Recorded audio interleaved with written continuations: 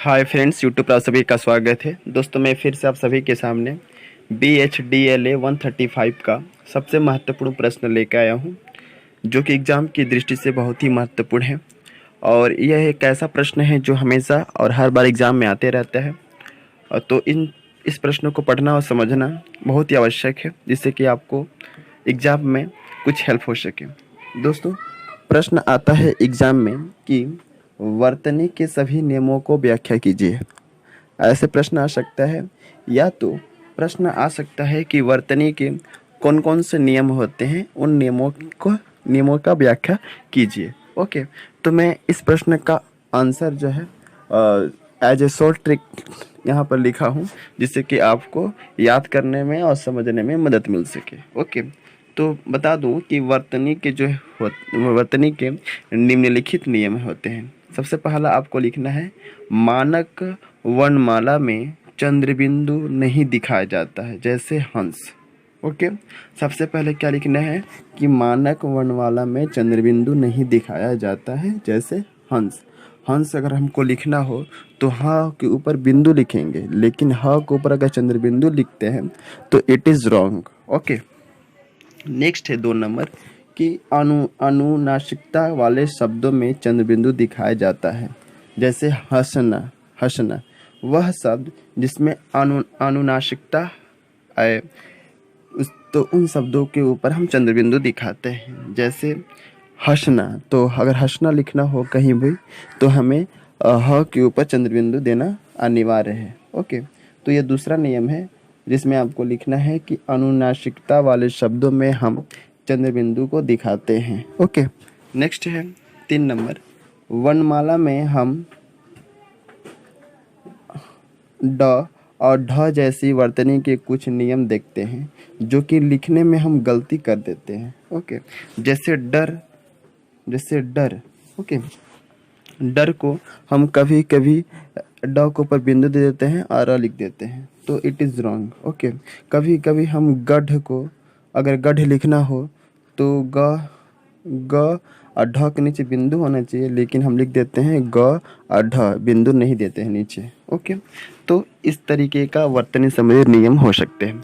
फिर से बोल दूं कि वर्णमाला में हम अक्सर ड और ढ जैसे वर्तनी के कुछ नियमों को देखते हैं, जो कि लिखने में हम अक्सर गलती कर देते हैं। जैसे अगर हमको डर लिखना हो तो हम कभी कभी डर लिखते समय ड के ऊपर नीचे बिंदु दे देते हैं, उसके बाद र लिखते हैं, तो ये गलत है। और कभी कभी गढ़ लिखना हो तो ग लिखने के बाद हम ढ के नीचे बिंदु दे देते हैं। ये देना चाहिए, लेकिन हम बिंदु नहीं देते हैं। तो अगर ग लिखते हो और ढ लिखते हो तो गढ़ का स्पेलिंग गलती है, तो ये एक नियम है। नेक्स्ट है, संस्कृत शब्दों में री, पेट कटा सा बोल सकते हो इसको, छ, ज्ञ, न, विसर्ग आदि वर्ण आते हैं, इसलिए अंग्रेजी के शब्दों में छ नहीं आता है बल्कि कश आता है, जैसे रिक्शा। ओके, नक्शा।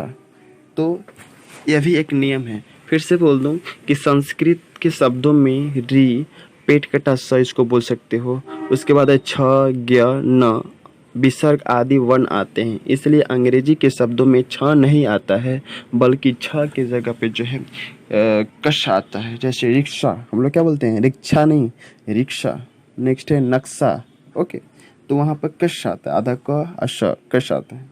नेक्स्ट है, कुछ संस्कृत शब्दों के अंत में ह्रस्व स्वर ई उ आते हैं, जैसे तिथि। ओके, तिथि बोलेंगे तो थ में छोटा ऊ का मात्रा है, तो छोटा ऊ आ गया। तिथि। वायु बोलेंगे तो वायु यू में बड़ा ऊ का मात्रा है, तो ऊ आ गया। तिथि। तो फिर से बोल दो, कुछ संस्कृत शब्दों के अंत में ह्रस्व स्वर ई उ आते हैं, जैसे तिथि, वायु, बट अंग्रेजी शब्दों में ह्रस्व स्वर ई उ नहीं आते हैं, यह आपको लिखना है। ओके, नेक्स्ट है, क, ख, ज, फ, ग अरबी फारसी शब्दों में आते हैं, जैसे बाकी, अगल बाकी, राजी, बागी। ये सब भी लिखते समय हम नीचे बिंदु देते हैं, लेकिन अंग्रेजी के शब्दों में ज, फ को इस रूप में देखते हैं, जैसे डॉक्टर को अगर लिखना हो तो डा लिख करके उसको ऊपर अर्धचंद्र जैसा साइन देते हैं, लेकिन बिंदु नहीं देंगे। ओके, तो डॉक्टर लिखना हो तो वहाँ पर ओ का मात्रा हो जाएगा। जेबरा लिखना हो तो ज के नीचे बिंदु, उसके बाद ज में ए का मात्रा, उसके बाद ब रा जेबरा। जीप लिखना हो तो ज के नीचे बिंदु, उसके बाद ज में छोटे ए का मात्रा प। ओके, तो ये सभी वर्तनी संबंधित नियम हैं जो कि एग्ज़ाम में बहुत बार एग्ज़ाम में पूछे गए हैं, और एक पैसा प्रश्न है जो हर बार एग्ज़ाम में आता है और आतना ही है, क्योंकि ये प्रश्न जो है प्रीवियस जितने भी ईयर में एग्ज़ाम हुए हैं वह सभी एग्ज़ाम में पूछा गया है। तो इस प्रश्नों को पढ़ लीजिए और नोट डाउन कर लीजिए, जिससे कि आपको कुछ मदद मिल सके। Thank you and best of luck for the examination. और इस वीडियो के माध्यम से हम ये कहना चाहेंगे कि जो भी बच्चे मेरे चैनल पर नए आए हैं वे मेरे चैनल को सब्सक्राइब कर सकते हैं, क्योंकि मैं हमेशा अपने चैनल के माध्यम से ऐसा वीडियो को लेकर आता हूँ जो एग्ज़ाम की दृष्टि से बहुत ही महत्वपूर्ण होते हैं और ज़्यादा कॉमन होते हैं।